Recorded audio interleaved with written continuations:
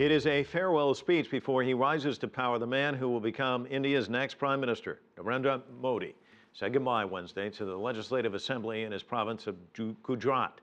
In his speech, Modi made several references to bipartisanship. He is due to be sworn into office on Monday, representing the country's 1.2 billion people.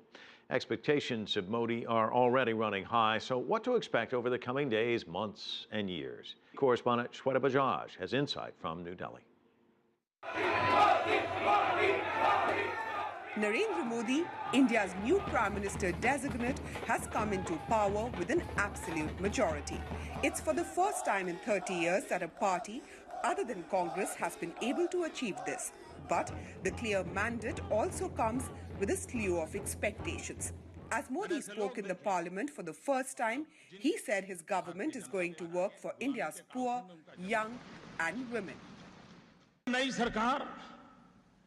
The new government is dedicated to the poor of this country, to each and every youth of this country, and to the women of this nation who are begging for some respect.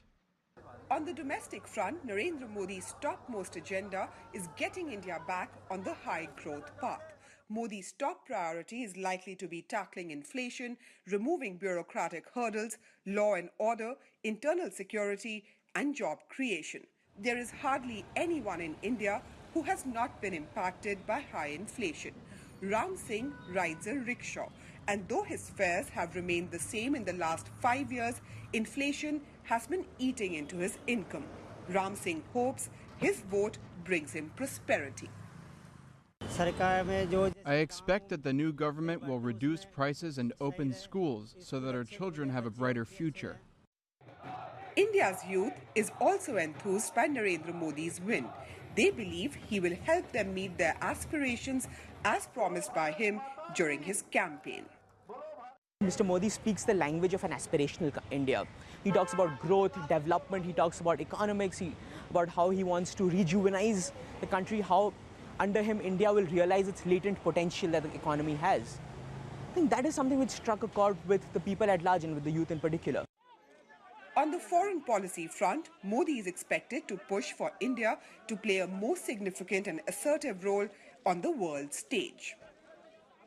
In his maiden speech in the parliament, Narendra Modi said that the clear mandate has given a strong message to all countries and has reposed faith in India. While foreign investors can expect a more open government with less hurdles, Modi is likely to be less flexible on matters of national security. He's also likely to drift towards China and Japan since his foreign policy is expected to be linked with economic considerations. With Pakistan, Modi is expected to be tougher on terrorism. Though many expect Modi to change the contours of foreign policy, experts say except increasing economic engagement with Asian powers, the rest will stay the same.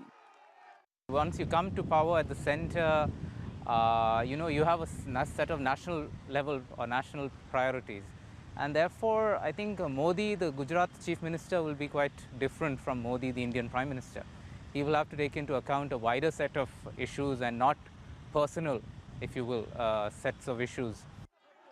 With hopes riding sky high of a nation of 1.2 billion people, Modi has a lot to prove to the people who voted for him with a resounding mandate, along with getting India a higher stature on the international stage. Shweta Bajaj, CCTV, New Delhi.